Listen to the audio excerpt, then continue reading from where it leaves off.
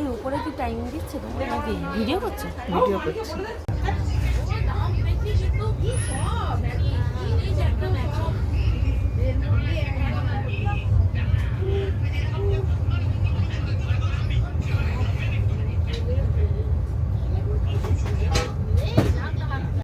দাঁড়া এই দিদি ওয়ান উঠছে 50 মালা ওকে কি 100 মালা চলবে না আমার তো